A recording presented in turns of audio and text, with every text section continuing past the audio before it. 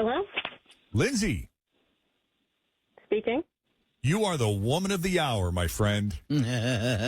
Look at you. It's Jeff and Jen at Q102. How you doing this morning? Good, I guess. How are you? Good. You got a few minutes? Yeah, sure. What is this about? Well, we spoke to a couple of admirers of yours this morning. Do you remember Mark and Rich, both of whom you've had dates with recently? Yes.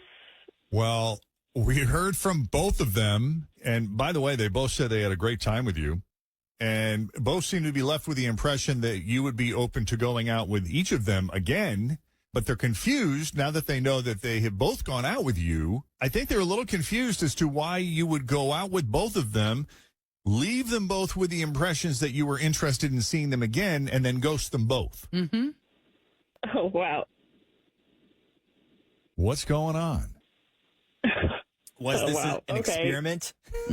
Yeah, are you just messing with them? I'm like, hate to put you on the Oh, my spot, but we gosh. kind of want to know what the deal is here. Because this is a very unique situation. Definitely a strange situation there, yeah.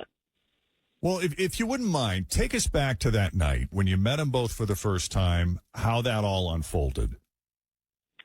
Yeah, I was out with some girlfriends, and, they were sitting with a bunch of their friends at the next table, and we were all kind of chatting and hanging out for a few hours, and both of them asked for my number, and I thought they were both cute, so I gave them both my number, and, yeah, I mean, that's the Now, start of it, basically. Does this happen to you a lot? Like, based on what Mark and Rich have said, you're obviously very attractive, very charming, have one of those magnetic personalities that tends to draw people, especially men who probably fight for your attention. I mean, I get approached often, yeah.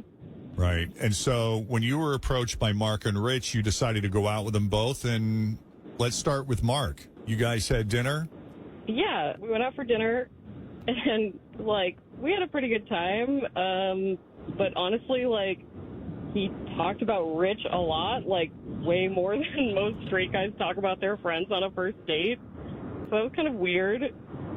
Okay. And then when it came time that I went out with Rich, it came up that I went out with Mark the night before, and you could just see, this whole shift in his demeanor, and, I could tell he wanted to ask me a bunch of questions about it, but he didn't. He just kept, saying a bunch of nice things about Mark. And the whole thing was just so weird, but I think one of them, if not both of them, is, secretly into the other one. Oh, that's interesting.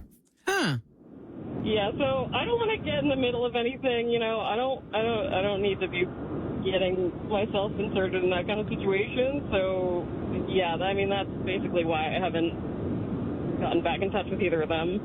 I didn't know either of them before this, obviously, so, I was going on a first date to get to know them a little bit better, and I just got weird vibes about that relationship, and I don't want to be a homewrecker. We had a good enough time, but maybe we're better off as friends. I don't know. That's so interesting to me, and not the take I was expecting. But let's bring Mark and Rich into the conversation, guys. Now that you've had a chance to hear Lindsay's impressions of you two and this friendship you two share, how do you respond to that?